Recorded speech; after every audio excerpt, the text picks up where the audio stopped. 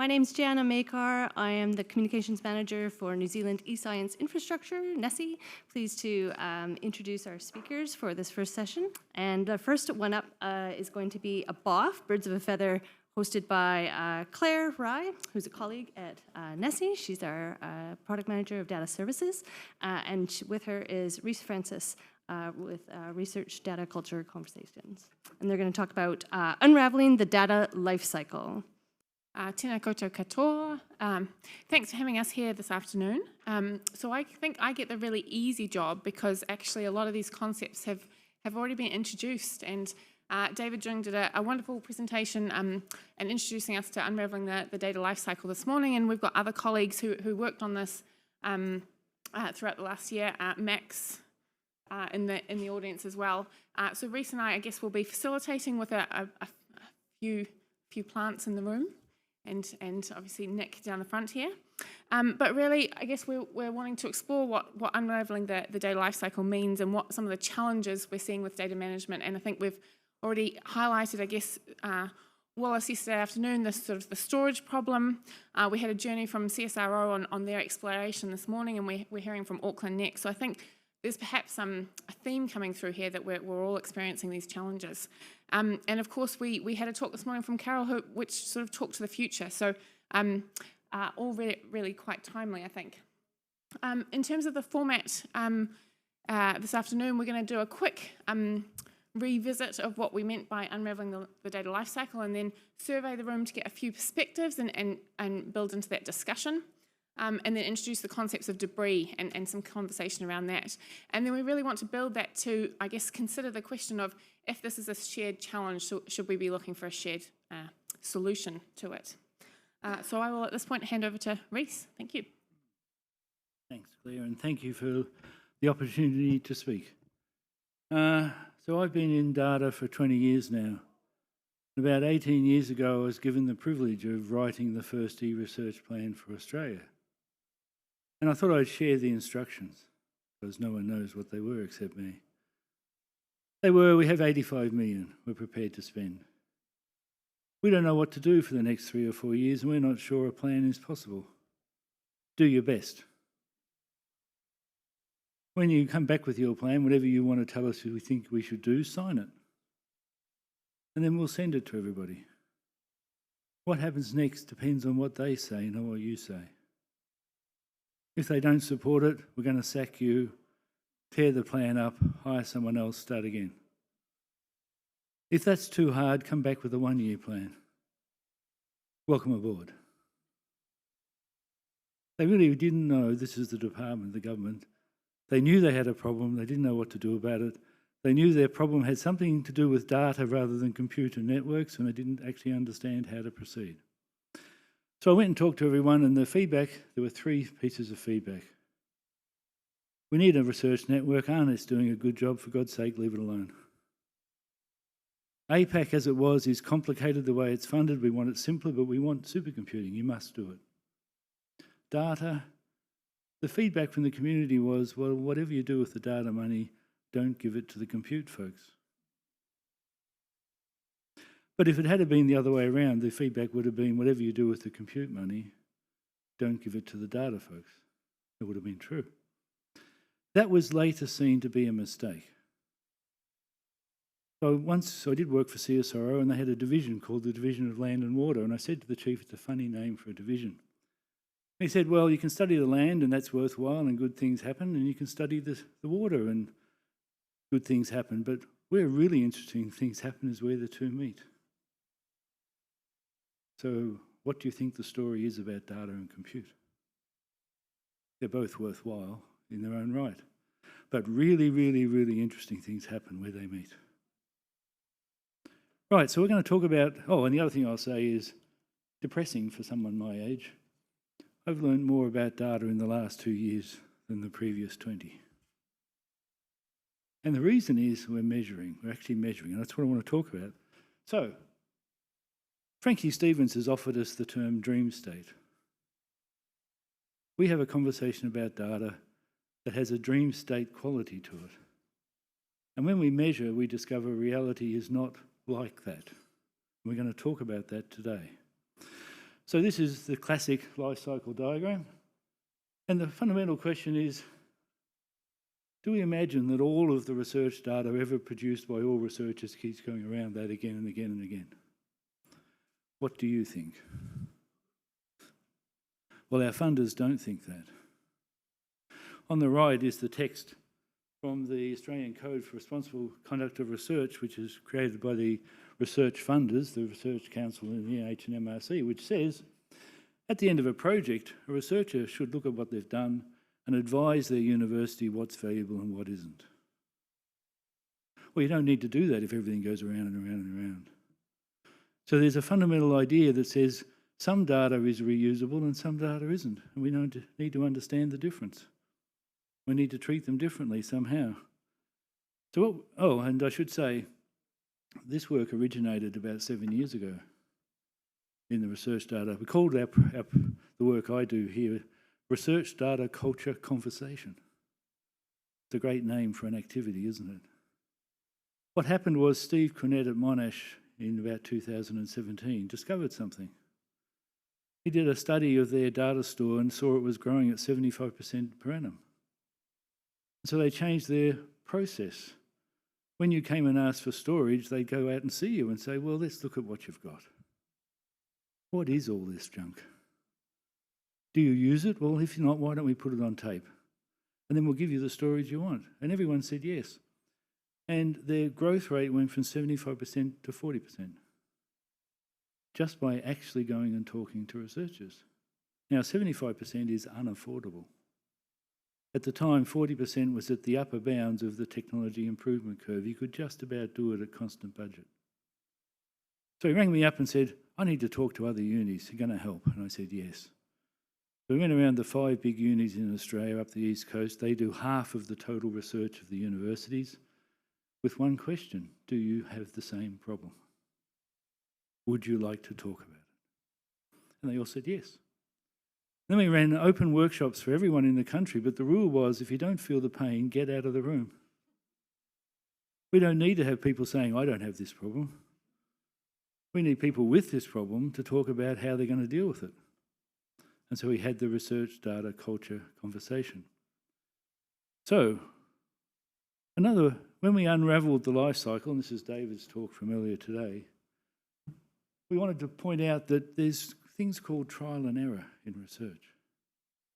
Not all experiments succeed. In fact, some experiments just demonstrate you can't measure anything useful this way, and so you just throw them away. You have scratch storage on your HPC because when you run your model with all the bugs in it, the output's useless, other than to fix the bugs. And you just override it. There's a fantastic amount of data generated that is in fact deleted. When you put your sample in the big $10 million microscope and wind it into the viewing point, you get sample not in field of view or rotated the wrong way or not in focus, and you throw that image away. Fantastic amounts of data being generated. That circle doesn't tell us that, but this we started to think about. And so there's a kind of idea that the volume of data should track like that. The problem was that we knew that wasn't true. That's not what's actually happening, because we measured what's actually happening. So most people would look at that and say, sure, something like that must be true. But what's actually going on was we were measuring what the universities were doing, and they were keeping everything. And your universities will be keeping everything. And every year, the group would sit in a room and say, next year the tsunami, going to wipe us out.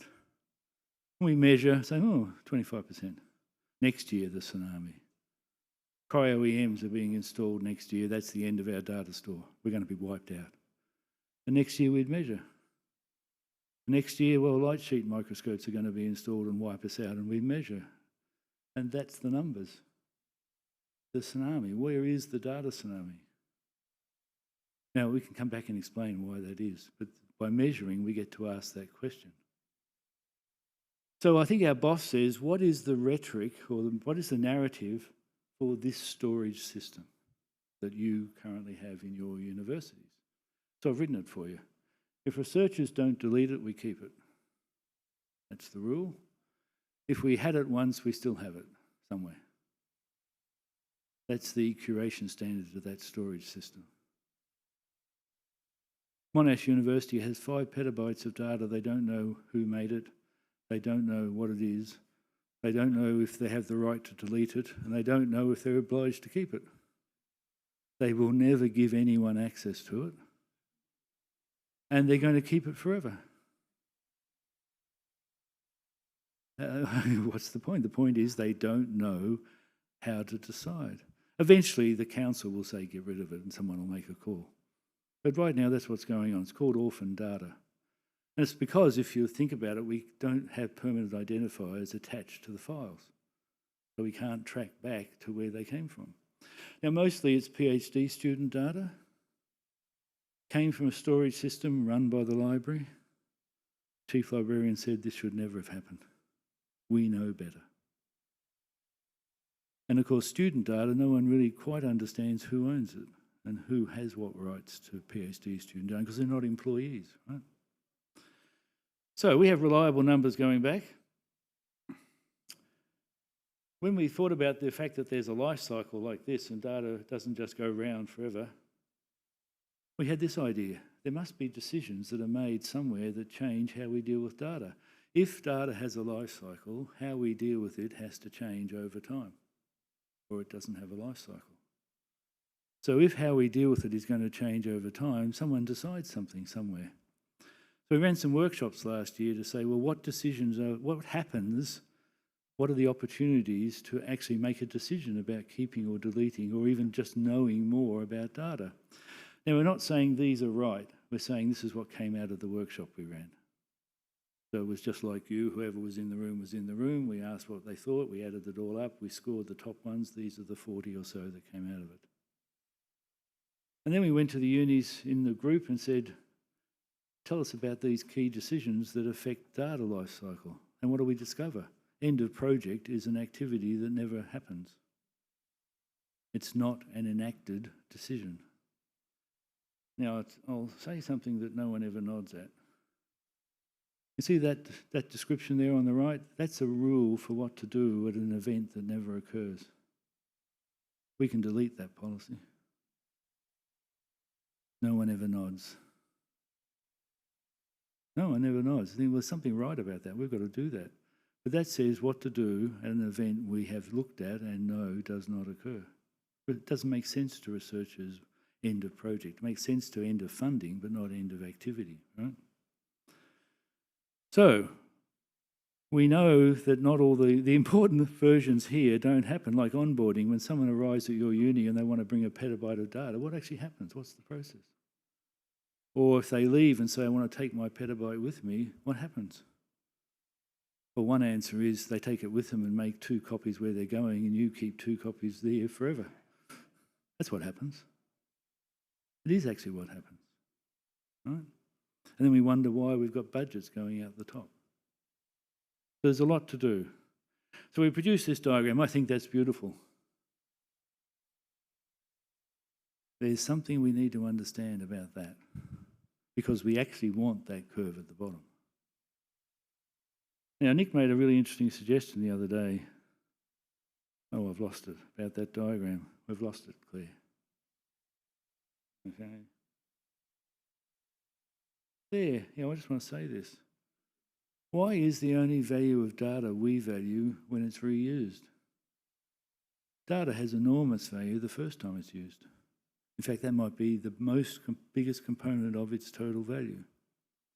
Now, we make data like Earth observation data intended for an incredible amount of reuse. The human reference genome must be the most reused piece of data in the world, used all the time by everybody. But a typical chemistry experiment which didn't work, the data is not particularly interesting to anybody. But it is interesting to that research project to guide it on what to do. So there's a value in data other than at that end point of the cycle, and we have to figure out how to understand that value and deal with it. All right, so that's the background, and this is basically a discussion. Do you feel this kind of pain? Does this make sense to you? Would you like to talk about it together? Is the question. Claire. Get that discussion started. We wanted to everyone to get their phones out or laptops and jump on the Slido, please. We've got a couple of easy questions to start, and then the more serious one of does your institute realise any of these operational opportunities? Now, this is where technology fails me.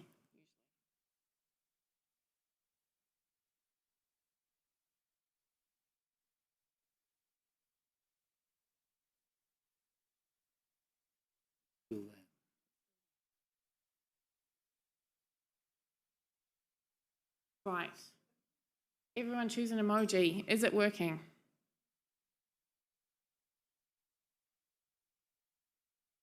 Well done.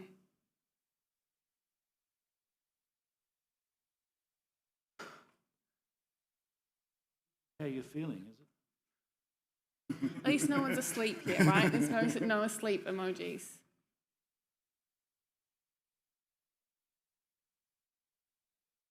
Yeah. Reese has just been. All right, awesome. That works. Next, not quite so serious question. Strangest thing you've ever done in attending an online meeting? You don't need to demonstrate here. That you're prepared to share.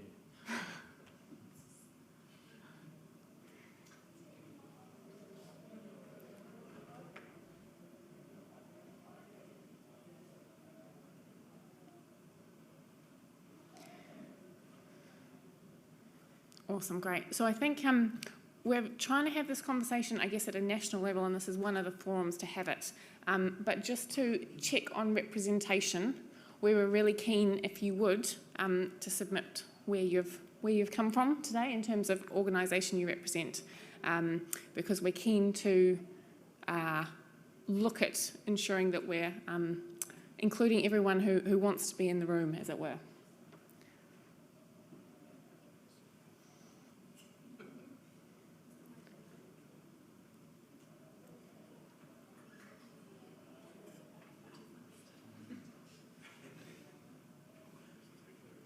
Nice to see the international perspective.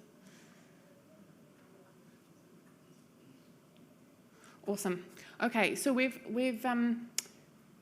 operational opportunities. Does your institute action these at any point? And we've had a few talks on RDMPs. Not sure. Provisioning storage is possibly another one that's commonly actioned. But keen to see a distribution of where these actions do occur within institutes. Does it have to be done well? No. At all.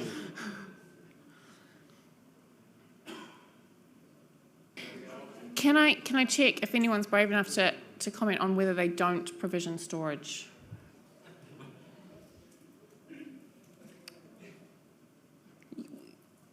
But NeSI does. Yes. But we also don't.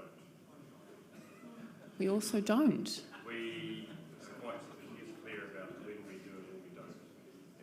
As in we say no. We say no. Ah. So I guess this is one of these language things. The answer can be yes or no. It's do we ask the question? And we always ask the question, or yeah? Am I? Yep. Does anyone want to talk to orphan data reviews? I've just started at GNS in September, and orphan data reviews was one of my first jobs, kind of semi-unofficially. It's over time it's getting easier because IT decided not to take people's names off the orphaned data. So some of the data has no name, it just has a string of numbers that nobody can link back to a person. But newer data does have a name, even if that person no longer belongs to the organisation. Years ago, when Canterbury left NeSI, I did review data. And I did review some orphan data. And even so, there was some identifier, name identifier on the data. I didn't find all people, because who knows where those PhD students have disappeared. Yeah. Yeah, and that was totally not official. So the question, so we do have this kind of interesting thing that one of the questions we asked is, look, what events actually do occur, and can you at that point overload the conversation with the researcher about things we care about data? And so storage allocation is really one of the top options to actually change behaviour.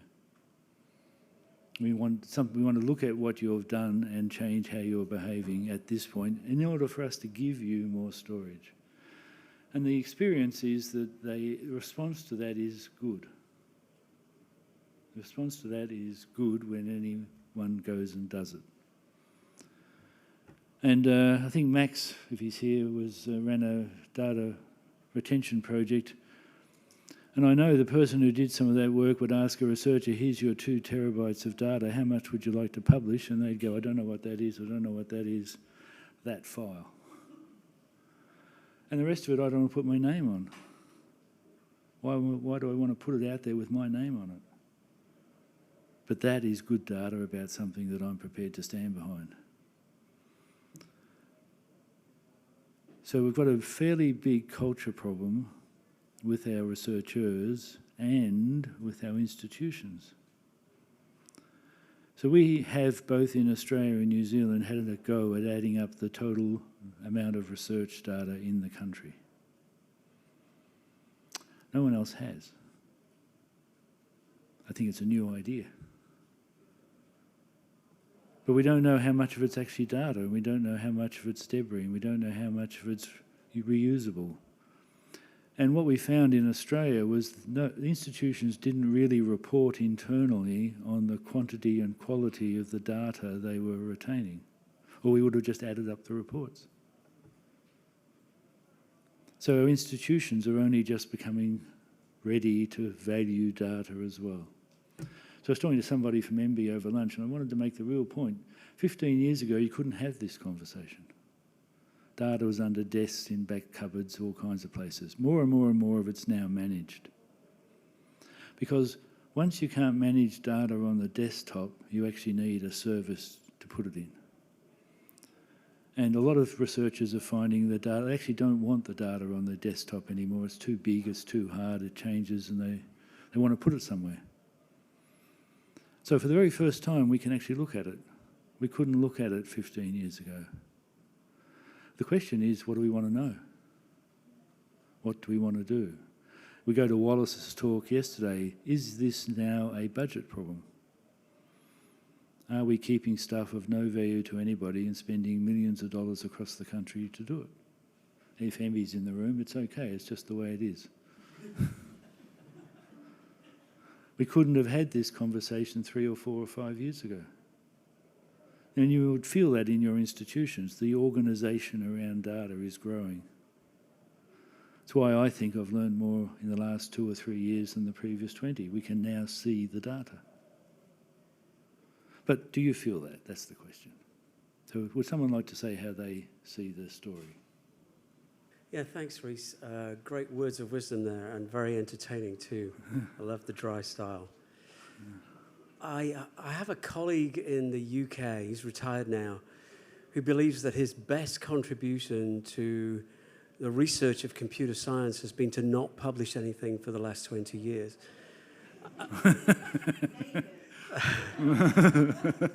His name's Roger. I won't say any more than that. You'd love him. Yeah, you would know him. I wonder if the same is also true of data, whether actually we do the community a favour by not sharing everything that we have, by sharing that which is well ordered and we know is useful and we know might have value and is amenable to other people using it. So I think there is, as your little diagram shows, I think there is a point where we winnow data and we figure out what's useful to share more broadly. But I also think there is value perhaps in keeping some of that. Thank you. That big drop-off, yeah. But if the person, Roger, who's created all that data, is working in a team, there might still be great value in some of that interim data, that working set that he had for the institution or for his community. So I think some of these decisions are quite nuanced. Is this good for the community at large? Is this just possibly useful for my group as we do more refinement of our model? Or is it really garbage and can it go? And I guess to sort of tie that into an institutional approach, I know what the conversation is that we want to be able to have about the value of data, and that is, does the data that we're thinking of storing, does it have a high enough impact, however you define that, in the research community, that it's worth the institution spending whatever it would cost to make this available for however long it might be useful to do so. So you can see that that question is full of questions. Yes. And even if you had an answer to, well, it would take a lot of work to be able to answer that question. Yeah. But in the main, it's what's the value to the institution now from this data? We don't have a hope of answering that question for almost all the data that we currently store. And what are we going to do about it? Right. Because that's true, right? Yeah. So I liked Yvette's talk yesterday where she put up classes of data. So there is some data we create for the purpose of multiple use. And if the university doesn't do it, some research centre will. So Earth observation is an example. And there's other data we create which a researcher just creates doing some experiment. They were just scratching their head saying, what if this works? And it doesn't. That's a different kind of data, and the question to ask is different in those two cases, right? But we don't have classes of data. Why don't we? Gosh, I had that discussion with Ross Wilkinson for 15 years. His view was, you should keep data until no one wants to pay to keep it. Then you should throw it away. Right? And an institution might keep data for 5 years because it thinks that's its obligation, but after that, the discipline has to have some way of knowing whether it's valuable. And some process that stores that in some discipline repository will select what to keep. And the institution will say it's not on our budget at that point. Right? We don't know, but we have to come up with these ideas. Yeah. You mentioned the data retention project that I ran for the last 3 years, and thank you. One of the principles of the model that we created in that was to make a first attempt at ascribing a value, some sort of measurable metric of value to a collection of data. We weren't very prescriptive about data, but actually these value measurements exist as surrogates already. We just don't collect them.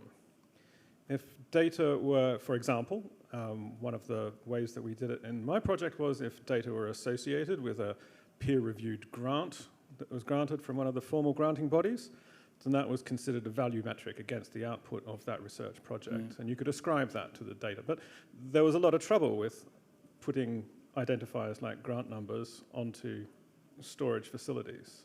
It just didn't happen very often. The really obvious one is if it actually exists or the results of it exist in the published record, then there's a formal citation. And we've been citing stuff for a very, very long time. Recently, we've been citing data as well. But at the very least, there should be a link between the citation for a paper that arose from the data that was generated from a grant proposal. There are surrogates that we can use, but we don't. And I think there's... Sounds like a job for a reference architecture. It does. It does, doesn't it? So the reference architecture should say there are certain persistent identifiers you need to have that have to be associated with the data, or you're going to lose track of it. Right? I think Mark's comments reminded me of the... I don't know if everyone attended my talk. You should have, if you didn't. There was one diagram I showed with the retention and disposal And for the permanent retention state of data, maybe an idea is to transfer custodianship. Because what institutions care about is data that is under their curatorial responsibility. That's a phrase that many Australian university policies use. Research data that we care about is anything that's under curatorial responsibility of the university. And the value that it provides is that we can protect the output that we generate. So there's that, I guess, invisible maybe value of the data that I'm keeping forever may be used later on down the track when I'm attacked for a research integrity violation, all those sorts of things. And the universities are trying to protect themselves from all those sorts of things. So the transfer of custodianship to maybe discipline-specific repositories, people who do care, I think is something that we could consider as a sector, because what is significant, I don't know if New Zealand uses the same language, but CSIRO talked about what is significant research, right? If it is significant research, university doesn't decide on that. The discipline decides what's significant research and needs to be kept forever. So there's that sort of distinction, I think. Carol. So thank you for that, and I did go to your talk and it was excellent. But I wanted to follow that up actually, because one of the things that we're developing in the UK is a national commons for data in the biosciences, but its prime directive is to smooth the pipeline to deposition into the public archives. So we don't want people holding all of their genomic data in institutional repositories, which is really hard to get to. We want it going into ENA. And there's a whole bunch of those, particularly as at an international level, we are entering all sorts of initiatives and mechanisms to sustain those big community repositories. And there's lots of them. It's what Elixir does, is tries to sustain those. But I haven't heard very much about that, the retention story seems to be the retention within the institution, not the retention within the whole ecosystem for that particular discipline. So I wonder if you can make some comments on that. Are you making efforts to smooth pipelines into public managed archives? Well, like you, the Biocommons is. Oh, that's why I'm throwing it up to you, because I thought I'm copying you, but I didn't really hear about it. Oh, very this much wasn't in from there. discussions. This was the big research-intensive universities saying, do we share the same problem? And do we want to work together on a solution? Because no one of us can get out of step with the others. You can't be the only university in New Zealand that deletes data. You just can't do it. So unless we have a community movement to actually manage the data somehow, it's just going to keep accumulating. And remember, it's not all data. It's whatever a researcher doesn't delete. Well, it is. The IT shop will not delete it. If a researcher does not delete it, it will be kept, is the current practice. If I was your CFO, I wouldn't be happy. That's not a good answer, is it? I think there's something interesting in what Carol was saying, in that with this diagram, we're not... we're talking about sharing and disseminating as a thing, but we're not necessarily commenting on... a lot of this is around what is held institutionally in storage. And, you know, a lot of the counting that was done was around institutional storage, because it's very hard at the moment, because we don't necessarily use all the right persistent identifiers to know actually this project that was done at this university is also published in this. So I think that's the smoothing workflows partly that you're talking about. So one of the things we need to think about, I think, as a university is how we can help do that so it actually reduces the workload in terms of what we're storing. So how do we enable fair and care in the right ways so that we can actually reduce the data we're holding and put it in the places where it's most applicable. And that doesn't mean to say it's completely open to everybody. It can still be managed in all the right ways. So just a comment on the kind of repository end. Thank you. In terms of the counting we weren't able to identify where data was published. And we need the repositories to help us there. They don't typically know how much data came from Australia, for example. They don't actually record that. They record, if you look at the stats they tend to keep, it's the geography of use matters, not the geography of supply of the data. And one or two of them said, and we certainly don't want to tell our funder that most of their money is holding data from other countries. We don't want to make that point. But we measured, of course, the data that was being published from the institutional repositories. Yep. And as a share of the total holding, it's almost zero. 0.1% for UNSW. And I think Carol's and Yvette's points are really valid. And these diagrams and all of these conversations stemmed from an institutional concern. That's why it focuses on institutions' problems.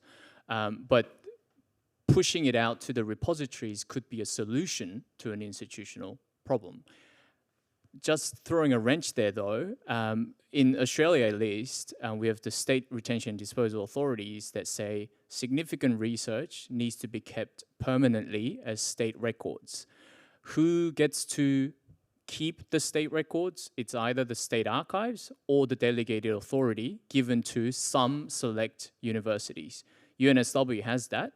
So we've never ever transferred any significant research data to the state archives. But if we were to say that let's give it to a discipline-specific repository, we need to then have that conversation with the state archives that they are okay, the repositories are okay to hold that forever, rather than us as a delegated authority. So there's that legal aspect to it that needs to be really navigated very well. It's the responsibility, liability, all those sorts of So most researchers don't delete the file they upload to the repository either. So it's not going to solve this problem. I think we do have that problem within the ecosystem here, though. And I think just to, I guess, touch on Carol and Yvette's points of certainly in a New Zealand situation, we don't have a huge number of national archives. I'm going to look at my CRO colleagues next to talk about the few that we do. But we either use international ones and I think that's the, there is institutional repositories which are not well used and generally not good for big data, however we define big data. So I think there's the question of where should we be smoothing the pipelines to and helping researchers put this data that we want to be keeping. But I'm going to edge towards this side and see if anyone wants to talk from Manaaki Whenua. So we run the nationally significant databases and collections, and in theory we could take some data and put them into those as a repository and make them available, but I don't think many people do. We do internally, but I don't think we take off an external data providers. And then there's an issue that those run on an oily rag anyway, so putting more data in from other providers could be a challenge. Because we run under the Public Records Act, we are required to keep the data and we have retention policies and so on. But we have had tried to have discussions with National Archive about transfer to them. They haven't been overly keen to engage with us on that. And I think, if I'm correct, I'm not sure if anybody else will know here, you have to transfer copyright. Right, which I think would be a bit of, which would be a bit of a barrier. So I wonder, Reese, you were sort of centering this, as you say, from the origins of actually asking the question and trying to measure something and the insights you've gained over the last 2 years. Yes. And we've got an established way of talking about data globally, research data. And without undermining anything that's been said, I feel us drifting towards that established conversation, which is much more about how we deposit things in fair repositories. But from the measurements that I understand you guys have taken, that's about 2% of the research data that the institutions are holding. And one of the big conversations we're not having, and perhaps because we don't have the language, because we've got all these nuanced questions that we don't even know how to ask is, what about the 98%? I have an analogy on that topic. If I assemble all the world's shoes on the nearest mountain range, all of them, and I look at them with my telescope, and I turn to you and say, shoes have shoelaces. Is that a yes or a no? There they all are. You look, you can see shoelaces. How many people have shoes without shoelaces? If I were to say to you, if we understand shoelaces, we understand shoes, what would you say? Now, if I assemble the world's research data on that mountain range and I look at it with my telescope and I turn to you and say, data is valuable, you'd say yes. A lot of it isn't. It's exactly the same. Shoes have shoelaces. All this is true. Assemble the world's shoes on a mountain and look at it, you'll see shoelaces. It is true. But a lot of shoes don't. Data is valuable. A lot of it isn't. What is the life cycle of unvaluable data? Well, data is valuable to whom? Well, look, we produce a huge amount of digital output from instruments you just throw away all the time. Experiments don't work. They don't measure anything. It's all just rubbish. I do my study and I do my stats, and my friend in stats says, you realise your data is not normally distributed and that doesn't work. Throw it away. Do it again. I did first year chemistry. They failed me. Well, they didn't quite fail me. They gave me a P2. That meant, good luck, you can't do chemistry, you can't repeat because you passed, we never want to see you again, but we don't want to hold you back. That's Monash University P2. And you can't repeat, and you can't go on. Yeah. But I remember, if you don't calibrate your beam balance, nothing's going to work well. We need P2 for data. Well, what do? You go back and calibrate your beam balance and do it all again. One of the things I think that for most of us has brought about a lot of the conversations about the volume of data is the fact that storing data costs money. So I wonder if we spent the time and effort as universities to help researchers curate their data in a better way. So what does a well-described data set look like in your field? What are some good ways of making sure you store it so that it's much easier for them? And I know it's easier do as I say, not as I do. If you'd actually save money, even if you spent money in that process. So is it worth universities investing money in helping researchers to actually make their data sets, I guess you could say, fairer, so help them do fair and care on their data sets that are in our storage? Will that save us money in the long term on our infrastructure? John Taylor from our friends at CSIRO would say, keep the data researchers can be bothered curating. That's your point, Yvette. If they won't curate it, why keep it? We had that conversation at Aero last year, in one of the forums, and I remember Ingrid Mason saying, the subject librarians know how to do this, we just need more subject librarians. And I'm confronted by that 2% number, because what we've invested in today and what we've got in terms of a workforce today, they do a lot of other things, but ultimately that 2% of truly fair data is where we do curate it really effectively. So does that scale?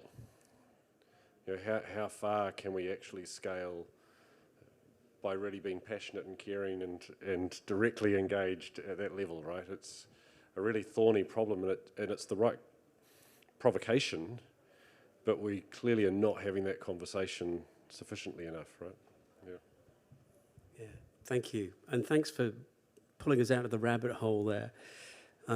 I think we do need to be thinking about that 98% as well as the 2. And I think part of the problem here, and I think I agree with what Max maybe said, or how Max was characterized as maybe charging researchers, because what we need is some mechanism to help people think about, if I keep all this data, it's costing the university a lot of money, is it really valuable? There's clearly a 2% of the data that we want to have published and we want to have reused. But if the rest of the data isn't valuable, we have a culture change problem, because we have to help researchers think about, how do I delete it? And make sure that they do, because otherwise our infrastructure will be full of 98% rubbish. And because we don't curate that, we won't curate the 2% either. That is actually the price we will pay. Nick, can you come up the front? Can I just clarify something? I wasn't charging people. He was giving them money. I was giving them paying money. them to publish data. I was slipping them some coin. Yeah. Get them doing the good work and then hope it continues, a bit like heroin. Right, so I'm going to stop talking. He's going to carry on.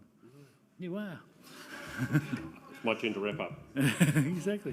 One more question. Yeah, just so I work at National Library, not Archives New Zealand, but we work closely together. But I was thinking in my mind, because we go through a lot of data. We have a lot of people processing data and collect a lot of things. And just thinking, is there anything from our experience that I can, that can share? And the couple things I can think of is that we kind of think of our collections as moving through storage, and we categorize our storage in different ways. And so when collections come in, they're basically in staging areas. They're in working storage, but nothing stays there. They're only there for as long as it takes to process things. And then ideally they move along, and basically things are all moving in the direction of our preservation repository. And if it doesn't go there, you usually get rid of it, right? Because it's only there long enough to process it and get it into the format that you want to keep, and then you clean out the rest of your storage is the ideal situation. The other thing I can think of is that because some of that wasn't working, some things were staying in working storage for too long, we've recently put together some digital storage management guidelines that we're going to be rolling out and as kind of like an outreach effort to our staff, so that they understand good practice and what they should be doing as far as what do you keep around for testing. You don't keep tons of things around for testing. You keep just what you need for testing, and getting staff to understand what it costs to store something in storage, because it's a non-significant amount of money to put stuff into the repository, because a lot of people have to describe it, it gets replicated, et cetera, then you're managing it long term. So there's a lot of investment that goes into it, and I think when staff actually understand that and they see, okay, what the cost is, then they start to act a little differently with their content. All the examples we have is when they actually see what it's costing and doing, they actually do pay attention. Researchers actually don't like wasting money. They're short of money. But I don't know how you turn the savings into research funding, right? That's the real question, right? What's the reward? All right, so look, to me, we have to keep having this conversation, and the first thing we should realise is we couldn't have had it before. We didn't know enough, we couldn't see the data, we couldn't measure anything, but now we can. And so it's only now that we can actually ask the questions, and I'd encourage us to actually have that discussion together. That would be my advice. Kia ora. Thanks, Reese and Claire and David and Max and Yvette and everyone who's brought us to this point. So one just sort of final provocation. I discovered this nice little life cycle diagram the other day. It's from about 2011. Must be end of the day. And it's a paper that's looking at workflow systems. It looks at Taverna and Pegasus and these workflow systems that were, I think, a bit of a big thing and arguably have morphed into actually a really useful big thing. And it tried to analyse how to think about scientific workflows. And it was trying to sort of say that we've got to think about it much more holistically, but that our traditions are based in the business world, where we think about workflows and we do the business analysis on them, and we think about the people who are specialists in IT that sit outside the process and might have a specialised view of a particular part of the workflow. In contrast, for a researcher, they're at the centre of the workflow. The workflow emanates from them, and they are everything. They're every aspect of the workflow, and it's all in there. So how do we look at it? How do we see it? How do we know what they're thinking, what they're intending to do, and extract that into a way that means that we arguably could smooth those pathways for the data, the workflow, the models, all of these things to go somewhere else, because intrinsically it's the researcher we're talking about. And I think that's, from my point of view, the user empathy that is somewhat missing in some of these conversations, is that we've dealt with a problem where we can look at things from the outside as good scientists, but we are also scientists. How do we help ourselves with that 98% problem of working with data actively every day? I'm not sure if this is the right audience for that problem. If it's not, maybe it should be. But I'd just like to put that out there, because I don't think we're going to solve Wallace's problem without engaging with that particular perspective. That's my provocation to sort of wrap up. Thank you, Rhys and Claire, very much for having us together here to talk about this. So I'll just ask you all to thank Rhys and Claire.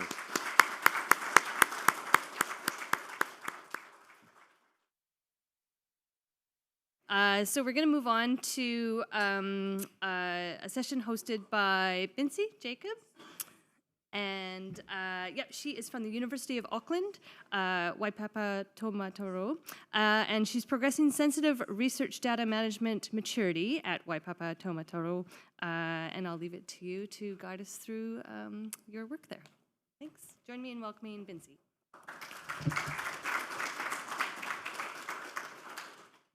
Kia ora, everyone. Thank you for being here at this time of the day. I'm Bincy, Bincy Jacob. I'm from Waipapa Taumata, and I work on an initiative to implement a secure research environment at the university. I have Yvette Wharton here. She is the technical lead for the RDM program. So SRE is part of the RDM journey, research data management journey.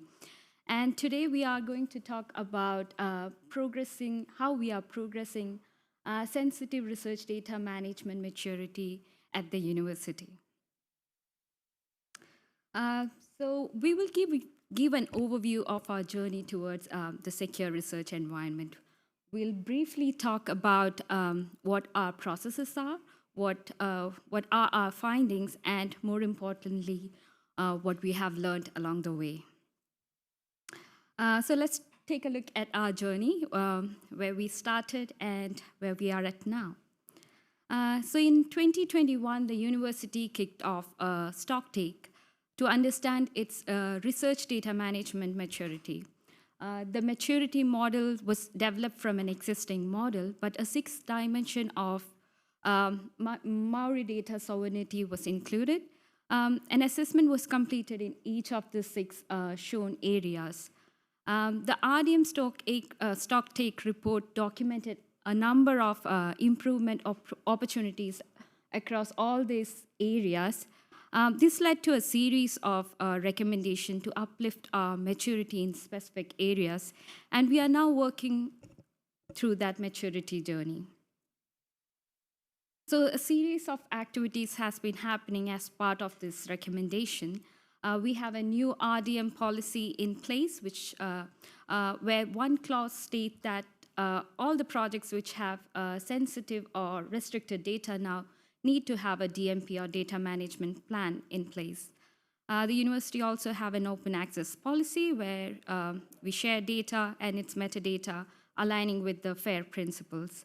The university have adopted the data classification and confidentiality standard, and there has been a Maori data sovereignty steward appointed. The university have also, based on the recommendation, there are now 3 funded initiatives. One is a PITS initiative, which is concerned with connecting our research ecosystem through linked persistent identifier. and which enables robust information flow between internal systems. We have a machine actionable data management plan, which is a connected tool which enable dynamic data management planning. And then we have a secure research environment, which enables secure storing, compute of sensitive data. A little bit about the RDM policy. The university introduced the policy in 1st of July 2023.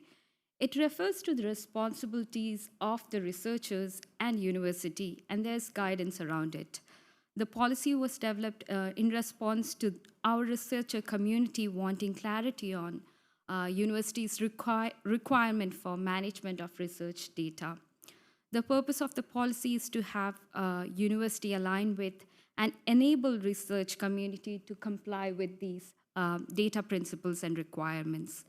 The 3 areas the university is responsible for is listed here.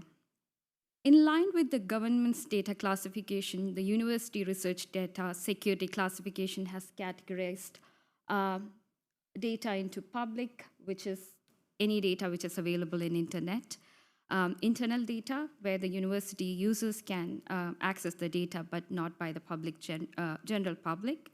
And then we have sensitive data, which have a restricted audience. And lastly, we have restricted data, which is when the university is the custodian of it, and it is accessed by only few selected people. An example is trusted research. Broader data governance structures, rules, and responsibility is still being worked upon. So a secure research environment not only includes secure infrastructure for compute data and software, but it also includes a governance layer where with defined rules and responsibilities, audit trails, and an overview of data entering and leaving the system monitored by a custodian. The research data under sensitive classification is the focus of a secure research environment. So our process for SRE initiative is a 3-phased approach. The first phase involved establishing and prioritizing user requirement through interviews and workshops, alongside a broad range of tools available for a secure research environment. Following this, we moved into the pilot phase, which consisted of 2 components, a short proof of concept with 3 identified options, and the second one is where we are at now, our current position, where we are building and testing the pilot system with our pilot participant, which will lead to a findings report and a business case. The third phase will be implementation and operational uplift to enable sustained delivery. So this is an overview of our engagement journey so far. So on the left-hand side are the steps we have undertaken, and on the right side is what we are currently doing and what we have planned. So in the following slides, we'll go through the steps a bit. So we used internationally recognized 5 saves framework for our co-design engagement. This contextualized the requirement across the principles of safe people, project settings, data, and output. A few examples of the questions we asked are shown. What you see listed on the right-hand side are the prioritized theme, which the co-design team identified as useful in an SRE. We also undertook a landscape analysis and combined this user requirement, and this helped us to shortlist 3 tools for the next phase. From the user requirement, we identified there are 5 different types of projects when people work with sensitive data. The first project type is where they just require secure storage. The second type is when they require secure storage as well as compute. The third one is where they require secure compute, storage, compute, and there's governance layer coming there with formal processes for data access, release, and a log activity, and some audit process in place. So the fourth category is similar to the third category, but the data is in de-identified form and it's from a managed database. The fifth type is it could be either the type 3 or 4, but it comes along with the clinical care and it may require IT resources with continuous and high availability. Of these 5 types of projects, only 2, 3, and 4 currently form the scope of SRE at this stage. Before moving to the phase 2, we reached out to different stakeholders from our researcher community and research support team, and we invited them to be part of our co-design network. We have now an active member of 63 active members in that team who comes from different academic and professional staff from different background, academic stages and disciplines. The second phase started with the co-design team, and we provided the demonstration of 3 systems, namely SERP, Secure Research Platform, on-premise SRE, and AWS TRE to showcase functionality, and ran workshop session to gather feedback. The feedback was gathered based on 5 features of the tools, and we asked the users what they found to be enablers and barriers for those tools. They were also asked to rate the tool on the basis of the user experience and technical consideration, along with costing factors. On-premise SRE, which is based on the secure Nectar region, and AWS TRE Cloud was selected to be piloted. At various stages in the pilot, we conducted interactive workshops with our co-design members. We have done a series of co-design activity looking at the training requirement, support material, processes, and compute requirement for an SRE. The aim of these workshops were to understand the use cases well before we started the process of organizing the resources for SRE. Briefly about our pilot participants, so we reached out to few of our existing co-design members and few of the new members. We tried to balance between faculties and different roles in a project. We ended up having 11 research groups with 51 participants in total, and the project categories they belong to fitted well with the use case scenarios we have identified for SRE. Once the participants confirmed their involvement in the pilot, we invited them to undertake a pre-pilot survey to assess their prior experience with a secure research environment and their awareness of data practices around managing sensitive research data. This will form the baseline of pilot and would be followed up by a post-pilot survey at end of the pilot, and this will inform the implementation phase. So the pilot system, all the participants are piloting 2 pilot system, one in public cloud, Amazon Web Services, Trusted Research Environment, or TRE for short, and the other one is a private cloud and on-premise secure research environment. The pilot processes will be offered in succession throughout February and March this year. Participant will start with TRE, they undertake certain tasks, give us feedback, and then move on to SRE on-premise, and then repeat the same task and will provide the feedback with that system. This will help in comparing these 2 tools fairly with regards to user experience and costing factor. If you would like to know more about the build and infrastructure of these 2 pilot systems, we have a BOF session tomorrow on sharing sensitive research data infrastructure architecture from 1:30 to 2:30 p.m.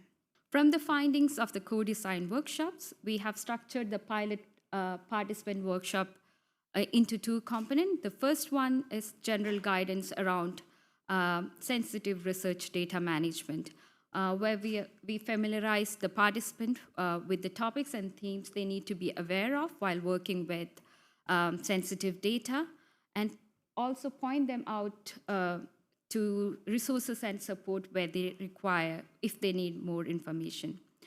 The second component is user interface training with SRE technical team, where they are demonstrated how to use the systems. The onboarding process started with pilot participants, especially the PIs, being asked to fill in a request form where they agreed to the terms and conditions of an SRE and also provide us the details of their projects, the people associated with the project, and the compute needs.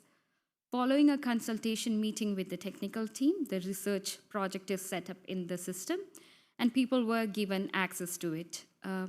Every participant also attended trainings, a session on working with sensitive data, and then a user interface demo. Just before the participants start to use the system, they were giving onboarding information pack with login details, support materials, and resources. So we have experienced considerable delay in infrastructure build of the system. This has led to a late start of our pilot from what was originally planned. So where we are at now, so we have tested AWS TRE with one of our research group, and the rest of the groups have been given a demo of the system and are in the process of using the system starting this week. They will work in the environment and will perform the assigned task. And what's in pipeline next is following the pilot run of AWS TRE, the TRE, a group-wise feedback section will be organized where they will give feedback on their user experience. The group will then move on to on-prem SRE and repeat the task. After that, a post-pilot survey will be conducted, following which an interactive session with co-design team and pilot participant will be done to present the summary of the pilot, and a pilot report will be written at the end of it, which will form the basis of the implementation phase. We have definitely learned some things in this journey of ours. As with any pilot, we had obstacles in our planned processes. These were infrastructure delays in building these two systems. Each system had its own technical issues at each stage of the build, which affected the proposed options than planned, or in some cases, open sources alternatives were chosen. But it still leaves us with valuable lessons to include in an implementation plan. And undertaking to pilot comes with increased workload. We had to adjust some of our features that we planned to have the users undertake in the pilot to be done by the admin. An example is ingress data in AWS TRE and access by user to audit logging interface for the on-prem SRE. These are primarily due to the technical development reason as we explore the system setup further. One of the biggest issues has been around licensing of software. Because of the restricting nature of these SRE, this issue still need to be resolved for bespoke software. This will lead to us piloting with fewer softwares than what was originally planned. Then there is consideration around facilitating OpEx spending for researchers. So these were the barriers, but we also had some good things out of this. We have two pilots in place, which will help us to fairly compare them and to understand the user experiences based on our pilot participants' response. And designing the systems with the co-design team has been a very positive experience. Finally, these pilots have also enabled the research community to think afresh on how their sensitive data can be better managed. That's all from me today. Thank you so much. Hi, I was just wondering what considerations went into deciding which of the two options were trialled first. Well, the participants are trialling first. So we started with AWS. Because that was built first, kind of was ready. So AWS was a prepared pack. We just had to adopt it to fit into our use cases. And on-prem was something we were building from the scratch. Follow-up question. Yes. Are there any considerations that you've thought about in advance where the researchers have already tried one, so they're going to be comparing two? Like, are there any modifications to the way you ask questions the second time round? No, they are assigned the same task, and they will be asked the same questions. Okay. What was the experience between these two things?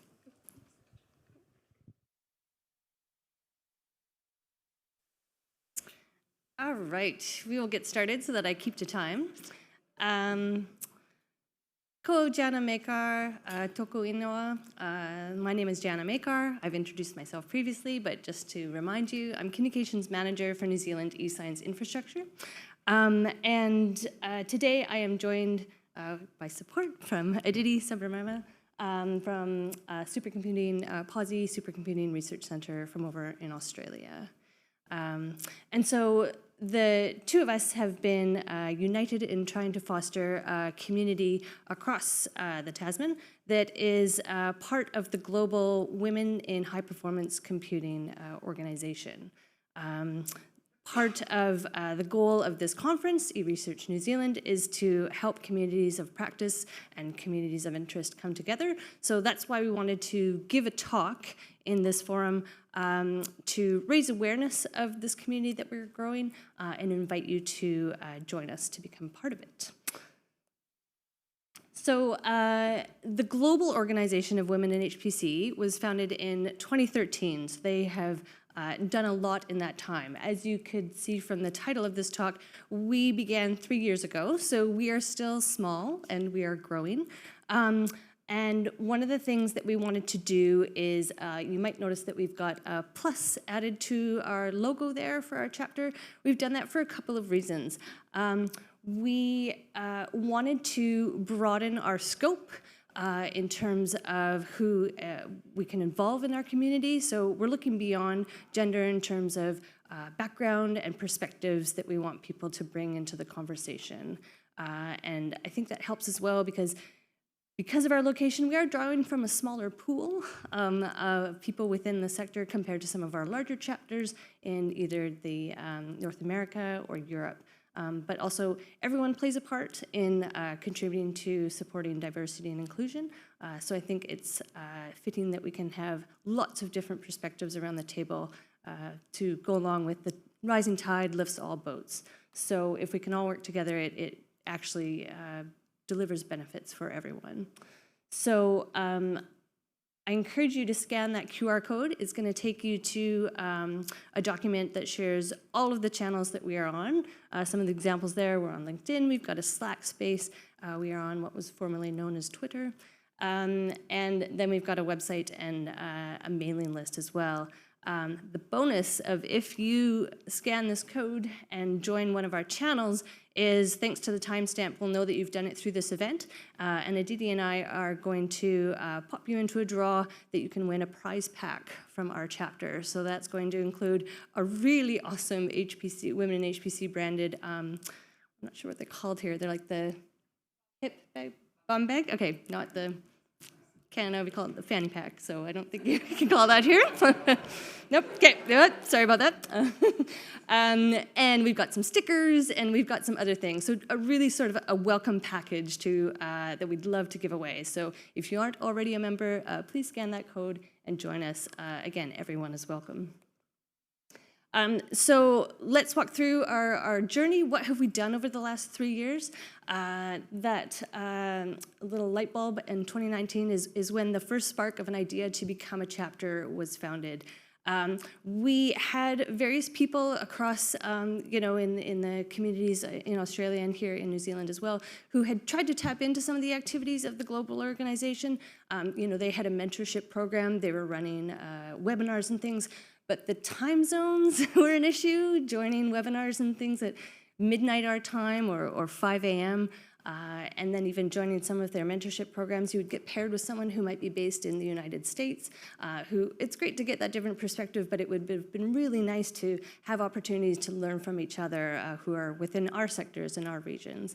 So we started talking, and then at an eResearch Australasia conference that was themed Diversity in eResearch, we held a BOF to talk about if there was an appetite to launch a chapter. And there was great support for it, so that was a good show of support. So in 2020, we did a virtual kickoff. We had to do it virtually because stuff happened in 2020 that prevented people from gathering in person. So despite that, we kicked off our chapter, and I think it was perfect timing for it because people were looking for outlets for different ways to stay connected. And I think we did see kind of a great benefit of us founding ourselves during that year because people leaned on each other. We were hosting fortnightly Zoom catch-ups, and some people looked forward to that as the way to get through the week, right? It was a chance to connect with people, share their experiences, and really help them through that time. 2021, we celebrated our first birthday, and that was also the first year since we applied to the Global Organization of Women Aged PC. We got approved to be a chapter. We put out a survey to ask our community what things they wanted us to focus on and where we should prioritize our needs. And then we got to work. 2021 was really busy. We hosted 25 fortnightly Zoom catch-ups. We hosted 6 different events at conferences. So whether it was a BOF or a special Zoom meetup that we held during a data science week. We also set up ourselves on our channels, so Slack and Twitter, and set up the mailing list. Like we tried to get across everything, spread ourselves everywhere, and engage. It was a lot. In the end, we ended up connecting with over 250 different people. That's from our count of who joined our channels and who clicked on our links and who read our newsletter. So 2021 was a lot. Learning from that, we decided to focus a little bit more in 2022, and it was hard to keep up that momentum, but we found places where our impact was really being felt. So we knew that the BOFs at eResearch Australasia and eResearch New Zealand were really successful, so we did those again. We branched out and we had presence at SC Asia in 2022. And so that has fed into some continued involvement there over the years that followed, so that was really great.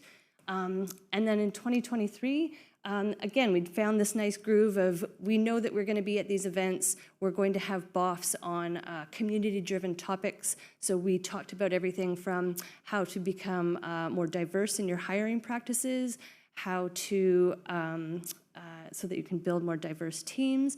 We also talked about ways to stay on the cutting edge of your skills and what professional development and skill building you can do in your different roles.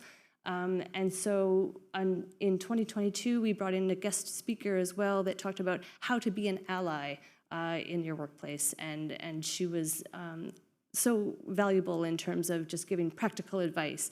And everything that we do when we host these BOFs is we try to produce an output that is, again, practical action that people can take to create positive change. That's our goal. In 2023, the last thing we did as well was we did another survey. It had been a couple of years. We wanted to check in with our community again to see if their priorities had changed, their needs, and also get feedback on what we had done so far, if there was things that they wanted to see us continue or new areas to branch into. So here's a bit of a look at what we heard back. So it was really great to see a diverse mix of the different types of roles that people have. One of our questions on our survey had been, do you identify as a person who works in HPC? And the answers for that were yes, no, and it's complicated. And there was a surprising number of it's complicated. And I think because it's a challenge of people identifying or defining what HPC means. And so I know myself, I struggled a little bit to identify because I'm one of the ones in the engagement and comms side of things. Does that make me a woman in HPC? I'm not an active, I'm not in a technical role. I'm not a researcher using computational approaches. But yes, one of the things that we're going to talk about is the fact that we can see this diversity of roles just shows all the different ways that you can be involved in part of this community. And they all have important roles to play. Career stages, it was great to see that we've got representation from early, mid, and late career. I think moving forward, we do want to try and bring in some more early career representation, again, in hopes that then they will stick on and we can, as a result, bump up that late career as well. They'll stay with their roles or their fields, finding some camaraderie within our community. And then the industry types, that is not too surprising based on kind of who we're interacting with, the people at this conference, but it would be great to have some more private sector and or industry representation too. If any vendors want to have people join, that would be great.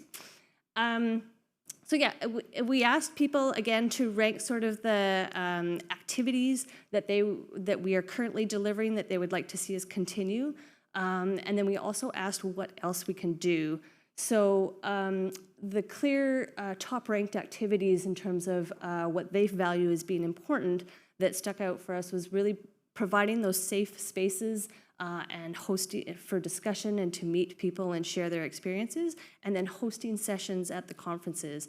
And I think because it is that opportunity to sit around a table and talk one-on-one and get that valuable in-person experience to talk about things that can be difficult and challenging, and sometimes that's hard to do, if you're in an online sort of forum. But we've got the online forums too for light and casual and sharing banter or just having a rant as well. That's what our fortnightly chats are for, which is again a valuable form of connecting with people too.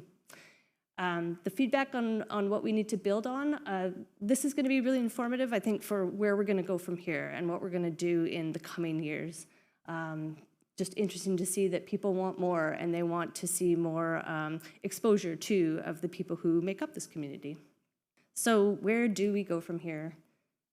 A couple of the things that us as an organizing committee are working through is that challenge of volunteer power.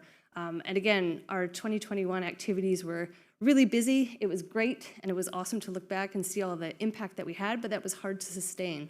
And so our committee has gotten a little bit smaller since we first launched, and we're looking for ways to spread that load and that volunteer power across a bigger group. Membership growth, one thing that sometimes our title, and again, like I mentioned, that definition of HPC can make challenging is that people wonder, is this community for me?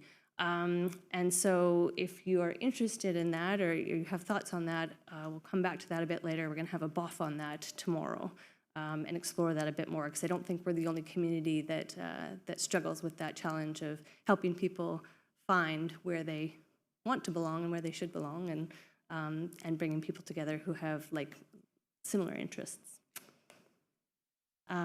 Membership value, trying to find a way to leverage our connection to the global organization.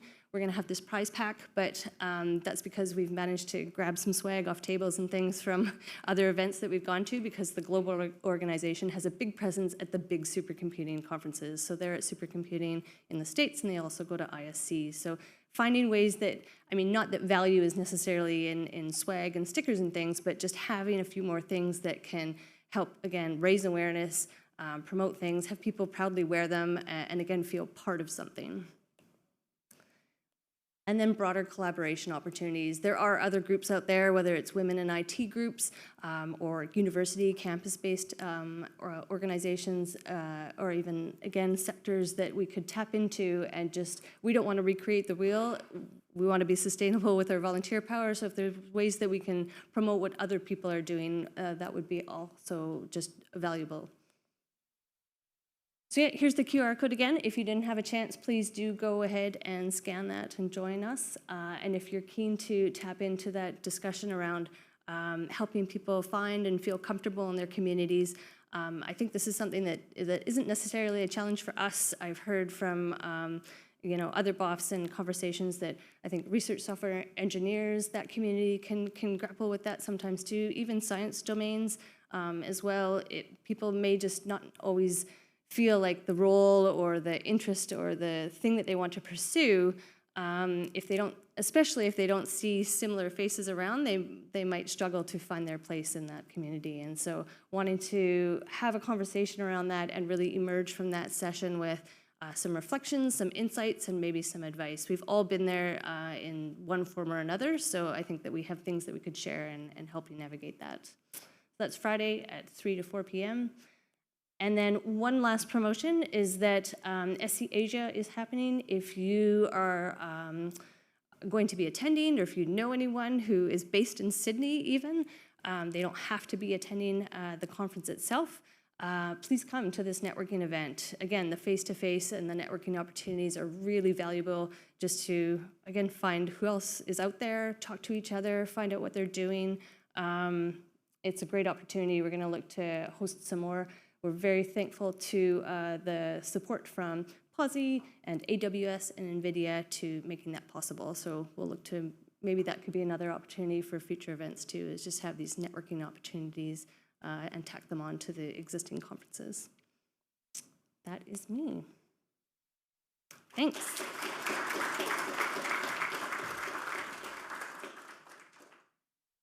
Please join me in welcoming Andrea Goethals. She's from the National Library of New Zealand, and she's going to speak about, the title of her talk is, Do I Need a DOI? Welcome, Andrea.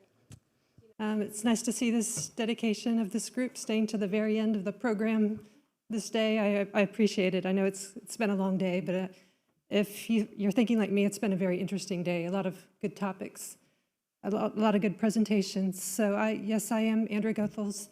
I'm Manager of Digital Preservation and Data Capabilities at the National Library of New Zealand, but here I'm wearing the hat of the New Zealand DOI Consortium. This is the first time I get to wear it, so I'm kind of excited about it. So the New Zealand DOI Consortium is a consortium of members, basically any organization in New Zealand that wants to use data site services to mint and manage DOIs. So the reason I was motivated to do this presentation is because when I talk to people about DOIs, sometimes I get kind of quizzical looks. You know, people know that DOIs are good, but they're not quite sure why. And they know that there's something persistent about them, but they're not sure what exactly is persistent. It has something to do with FAIR, but they're not sure exactly what it is. So what I wanted to do was give this presentation to kind of demystify DOIs. I've also observed a range of opinions about DOIs. So on one side, some people don't really see the need for them or think that maybe they're only even slightly better than URLs. On the other end of the spectrum, there's people that are very excited about them. They think of them as magic bullets, that they're permanent, they require almost no effort, and they're all you need to make your research outputs fair. So I believe the truth is closer to the middle. So what I'm going to try to tell the story of in this presentation is that there's been an incredible amount of investment that has gone into the DOI infrastructure to ensure permanent access to research outputs. But there's a loophole. And the loophole is that it depends on all of us playing a part in that to actually make it work. So I'll go into a little bit more detail about that. But I also want to make the case that it's actually worth the effort because of the potential payoffs. So I'm getting a little ahead of myself. Let's step back a second and look at exactly what DOIs are. So when you came to this, you probably didn't know you were going to get a little primer of DOIs, so I apologize. So a DOI is a unique actionable name that represents anything. So it actually doesn't need to be a digital object. It can be absolutely anything. Where digital comes in is that they were created to work over digital networks. So they were kind of marrying the ISBNs, ISSNs, identifiers with what was modern at the time, which was the internet. And they were originally designed for e-commerce and commercial publishers.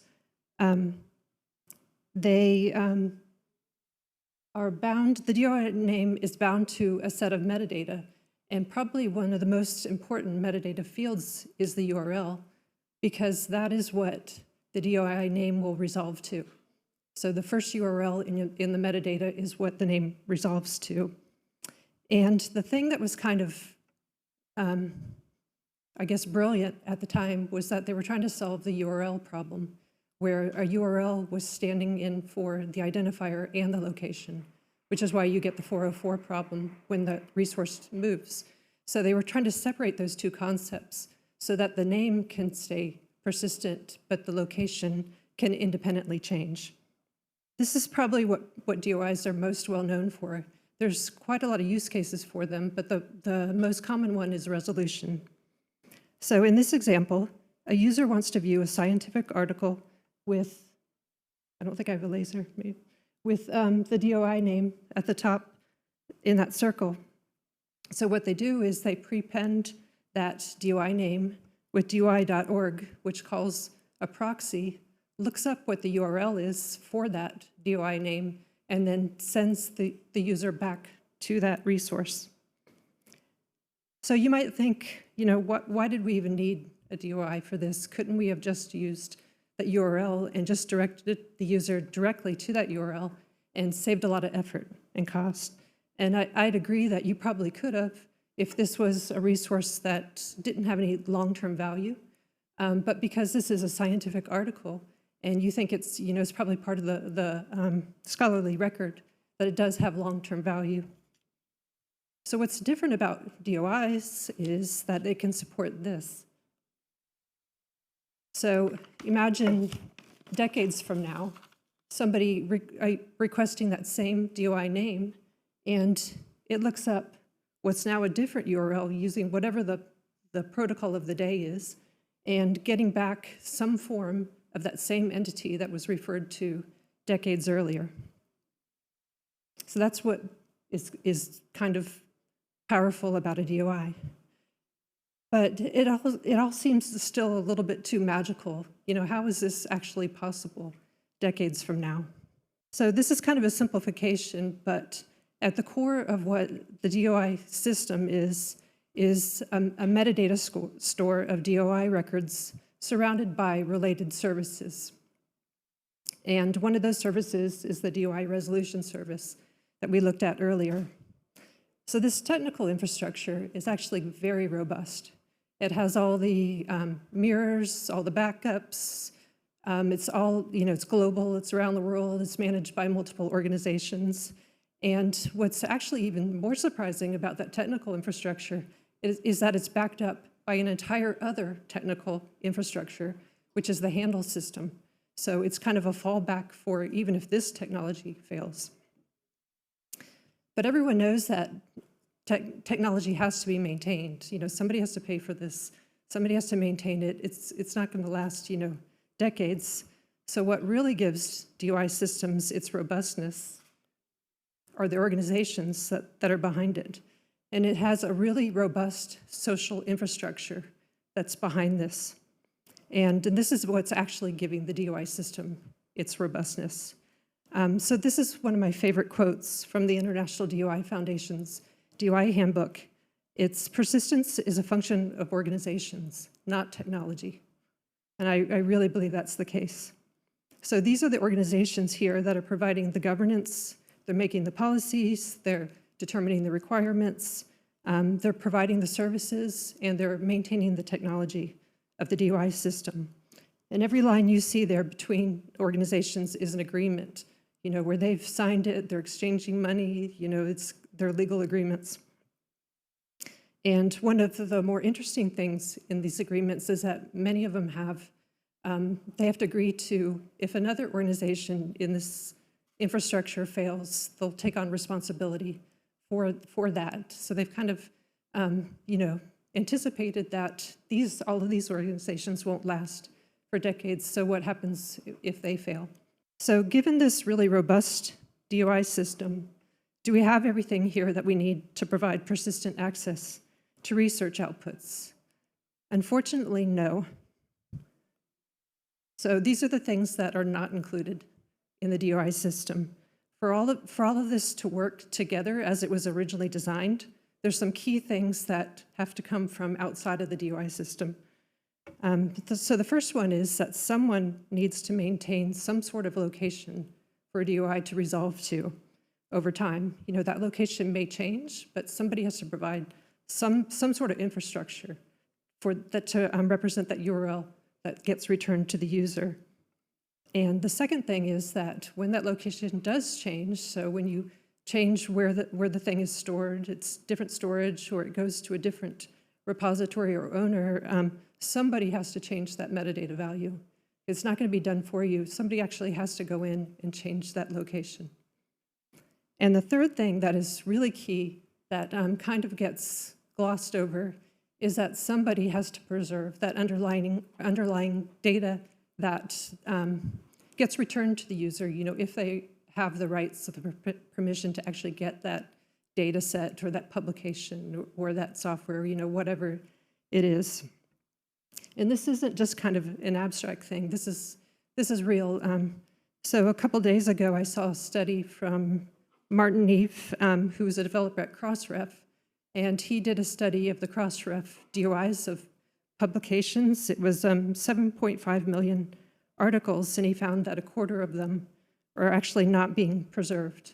And so that's a huge risk. You can't just rely on the DOIs themselves. Everything has to be working together.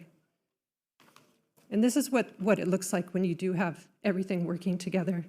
So putting all the pieces together, this is what you need to provide persistent access to research outputs.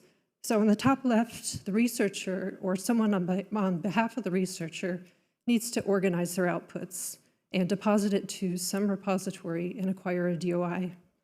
I provided a list of resources at the end of my slides. What I recommend looking at is Dryad's Quick Start Guide for Data Management. It's just a one-pager, and I think it's really well done. And then also an organization, maybe your university, your CRI, or subject repository has to maintain landing pages. So whatever it is that the DOI is going to resolve to, update the DOI record over time and preserve the underlying data. And so I'm generalizing here. Those responsibilities might be distributed across multiple organizations, and they can change over time, as the data moves. So if all of these are in place, then you've successfully leveraged what the DOI system was designed for, and you have persistent access to your research outputs. So all of that is good, but there's actually even more benefits besides persistent access you get with DOIs, especially in the research community. So DOIs are a type of persistent ID or PID, and there's a lot of things that they're related to. So you might have your publication, you might have the underlying data that was used in it, you have contributors, you have your funding source, you might have a project. All of these things, the research instruments you use, the software, and all of these things can have persistent IDs. And you can connect these things through metadata. And when you do that, and you use persistent IDs for these, computer programs are really good at walking through those metadata stores and creating graphs of how everything is related together. And once you have that in place, you can start to ask really interesting questions about how things are related or the impact, the impact of some software that somebody created. What research did it lead to, or the instruments and things like that. And there's several large projects trying to put together these linkages, and I'll just show you one. This is the data site PID graph or PID graph. It's probably one of the more well-known ones. They've been doing this since 2019. And so you can see they're linking together related publications, data sets, organizations, software, funders, et cetera. And they've got a couple different ways you can search on top of this. Projects like this, they're still a bit experimental. They're still figuring out best ways to find those connections. And there's kind of some questions about standardization behind them. But I guess the point is that to be able to progress anything like this, you have to start from the very basics of actually getting the PIDs and then creating the linkages together and metadata. You might actually already have DOIs for your publications, but data sets are less common. And so I wanted to just focus on that. And because I think, especially in the research infrastructure, there's actually more benefits for using DOIs for your data sets than your publications. And so here's a summary I've put together. People are motivated by different things. So I've organized this into basically who benefits, because there are some direct benefits to a researcher, to their professional career, but maybe that's not a motivator for a researcher. Maybe they're more motivated because they know there's certain things they can do to benefit other researchers. You know, for example, making your data more discoverable so somebody else can do their research with your data. Or you might be more motivated to benefit the research community. So if you're able to demonstrate through your metadata that you used a particular instrument, you know, the people who maintain that can use that as basically a way to get more funding. They can say, you know, look at all the data being produced by my instrument. Look at all the research it's leading to. This is the impact of it. So you actually, it's kind of like a thank you when you cite somebody else's related instrument or facility. It's a thank you because they can then turn around and use that to show the impact. And then there's the larger things that you usually hear about for society as far as the benefits to, you know, science in general. And I'm just going to leave you with some resources. These are just a few different things. There's the Dryad Quick Start Guide. I think it's really good. If you're interested in joining the DOI Consortium, you can just contact me. That's a good link to find a data repository if you don't already have one. And then if you're interested in just kind of good practice for data repositories, you know, what should you be looking for? Or if you're actually managing one, you know, what are some ways you might improve your own practices? But I would encourage you to look at that Core Trust Seal.